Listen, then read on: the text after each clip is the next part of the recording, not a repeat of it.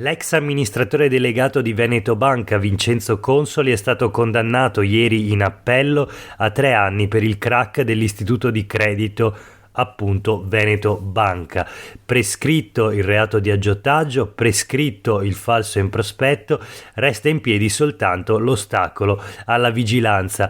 3 anni, uno meno ai 4 inflitti al primo grado di giudizio, 6 giorni prima della tagliola della prescrizione per il secondo reato. Questo è Sveglia Veneto, il primo podcast dedicato all'informazione vista da Nord-Est. Io sono Jack Calcetto, oggi è martedì 31 gennaio 2023. La prima notizia del giorno riguarda il fallimento delle banche popolari venete, in particolare il crack di Veneto Banca. 3 anni appunto per Consoli, leggiamo il titolo sui quotidiani del gruppo Gedi di oggi: revocate la confisca e l'interdizione, soddisfatte le richieste della procura, ma grazie alla prescrizione per l'ex amministratore delegato c'è lo sconto di pena rispetto al primo grado. E allora ripercorriamo le tappe del caso, sempre sui quotidiani del gruppo Gedi. La sentenza di primo grado: Vincenzo Consoli era stato condannato dal Tribunale di Treviso a 4 anni alla confisca di 221 milioni di euro e all'interdizione temporanea dei pubblici uffici.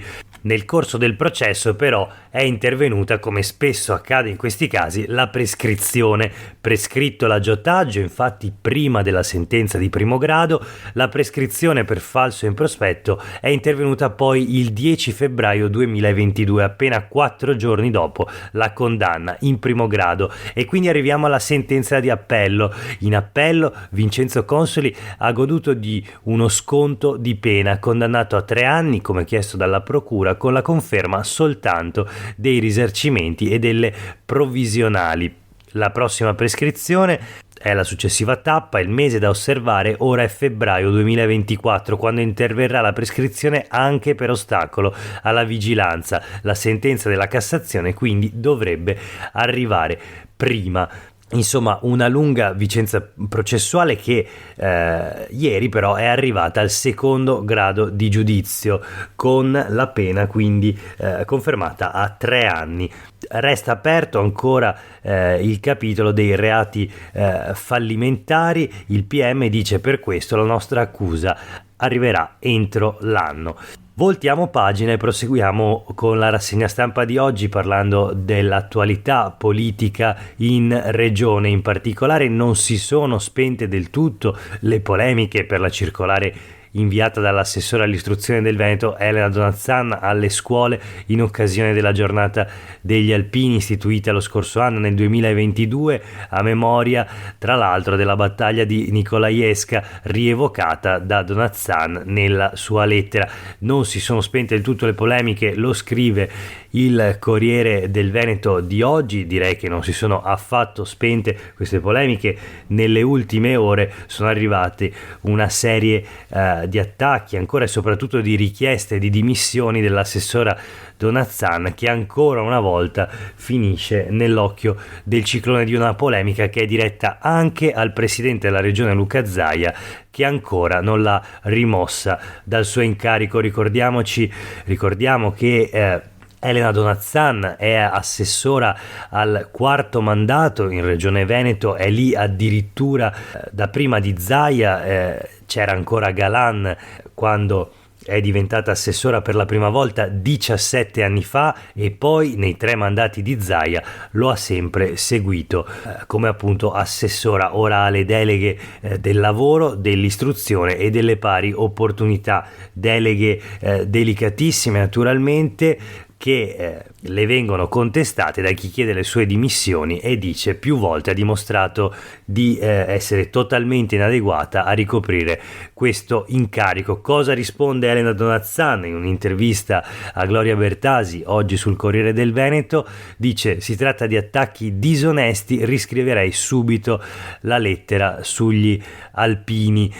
Donazzan: rivendico tutto ma non canterei più Faccetta Nera in radio. Questo uno dei tanti episodi contestati a Elena Donat-Zan. L'ultimo in ordine di tempo, appunto quello della lettera inviata lo scorso 26 gennaio alla vigilia della giornata della memoria, le parole dell'assessora, o meglio una di esse, l'avverbio purtroppo, prima del riferimento alla vicenda dell'esercito russo che accerchia l'invasore nazifascista, hanno sollevato un polverone in Veneto e non solo, in tutto il paese, con richieste di dimissioni, di verifiche da parte del ministero e attacchi circa l'opportunità o meno di commemorare a 24 ore del giorno della memoria una battaglia come quella di Nikolajewsk. Appunto, Donat-Zan non ha dubbi, mi criticano per aver dimenticato che la campagna di Russia fu una guerra di aggressione. Su quanto ho scritto si è scatenata una schiera di truffatori, dice, insomma, in un'intervista che poi prosegue appunto sulle pagine del Corriere del Veneto. Ma è interessante leggere un po' il riepilogo della vicenda. Nel 2022 è stata istituita dal Parlamento la Giornata Nazionale della Memoria del Sacrificio degli Alpini, con riferimento alla battaglia di Nikolajewsk, in cui furono dichiarati dispersi circa 40.000 alpini. Sia la scelta di onorare l'invasione della Russia, sia la vicinanza della data, il 26 gennaio, con il giorno della memoria sulla Shoah, il 27 gennaio naturalmente, sono state oggetto di critiche già lo scorso anno. Ma a scatenare le polemiche in questi giorni è stata appunto la lettera inviata alle scuole venete dall'assessora regionale della Donat-Zan. Dalla sinistra è arrivata la richiesta di dimissioni perché nel ricordo di Nikolajewsk ha omesso la natura di guerra di aggressione fascista, di tentativo di invasione del territorio dell'Unione Sovietica, di quelle vicende, quasi rammaricandosi, secondo naturalmente chi la critica, della sconfitta militare in Russia, in Unione Sovietica, del nazifascismo.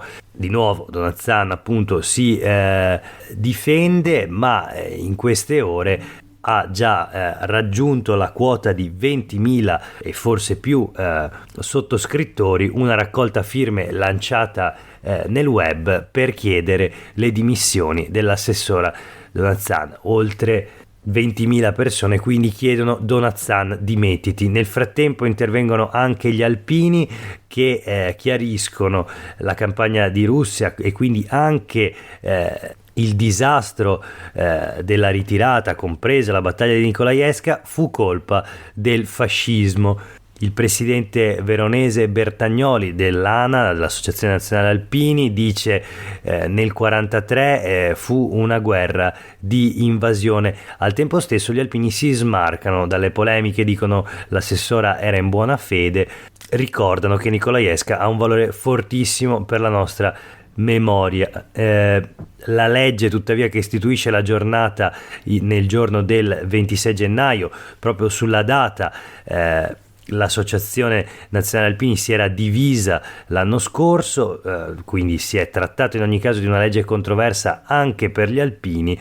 Leggiamo ancora le parole di Luciano Bertagnoli, presidente degli Alpini di Verona: la follia di Hitler e Mussolini coinvolse i nostri uomini in una tragedia immane. Insomma, parole molto chiare anche da parte degli alpini.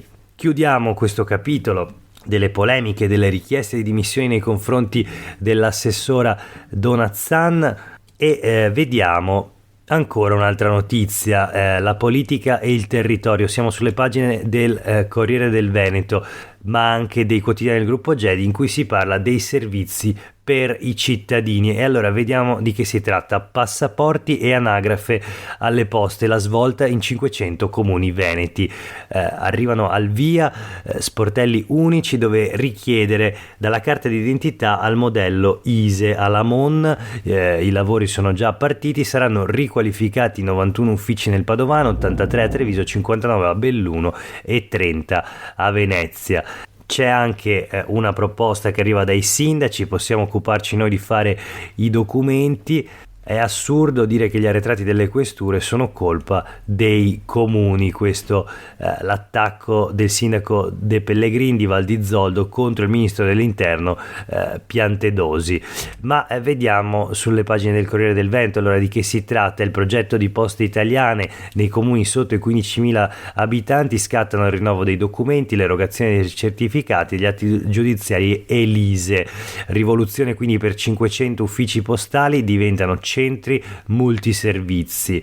Poste Italiane lancia il progetto Polis, casa dei servizi di cittadinanza digitale per i comuni sotto i 15.000 abitanti. Si prevede un investimento pluriennale di oltre 1,2 miliardi di euro, 800 milioni derivano dal PNRR, 400 milioni sono messi da Poste Italiane appunto. Tra il 2023 e il 2026 in 500 comuni veneti sorgeranno ATM Postamat, quindi bancomat per prelevare, degli sportelli per la consegna dei pacchi H24 e dei totem interattivi. L'esterno degli uffici postali sarà rinnovato con colonnine di ricarica, impianti fotovoltaici e aree giochi per tutti. La ristrutturazione è quasi terminata a Lamon, piccolo comune bellunese che sarà il primo centro urbano del nord-est a partire. Ecco, interessante soprattutto la questione dei passaporti, naturalmente, soprattutto in un territorio come il Veneto dove le questure hanno degli arretrati ormai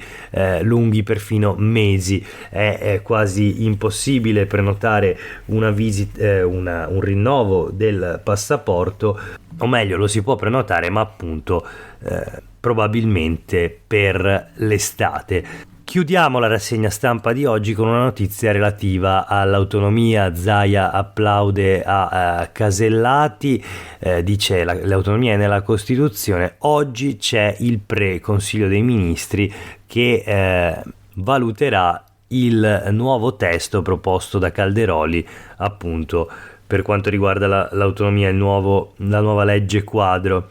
Nel frattempo la Casellati commenta questo testo, dice il testo che ho letto non spacca l'Italia, lo dico da giurista. Meloni ieri ha affermato vogliamo unire l'Italia e garantire a tutti gli stessi servizi. Di nuovo Casellati, la riforma presidenzialista deve avere un'ampia condivisione, scriverò presto il progetto di legge, quindi quest'altro fronte. Resta naturalmente aperto. Fratelli d'Italia aveva detto agli alleati della Lega, li aveva avvisati che il progetto di legge dell'autonomia doveva procedere di pari passo con quello del presidenzialismo, una riforma naturalmente costituzionale per certi aspetti ancora più complessa della vicenda dell'autonomia. Nel Gazzettino di oggi appunto riassunte le tappe dell'autonomia e anche dai DPCM ai LEP cosa cambia nel testo. Alle Camere 15 giorni in più per esprimere tutti i pareri appunto sull'autonomia. Questo quando effettivamente l'iter vero e proprio della legge sull'autonomia e delle varie intese con le singole regioni sarà appunto avviato, se mai si arriverà in questa fase. Il quarto tentativo di scrivere la bozza della legge quadro porta la data del 20 gennaio, 10 articoli e alcune modifiche. Nell'ultima versione un ruolo più incisivo anche per il Ministero del Tesoro, anche le preintese dovranno avere una stima dei costi. Insomma, una vicenda sempre più complicata, quella dell'autonomia portata avanti appunto dalla Lega nei palazzi non solo del Veneto ma anche romani. Per oggi è davvero tutto, grazie per aver ascoltato questa puntata di Sveglia Veneto. A tutte e tutti voi una buona giornata.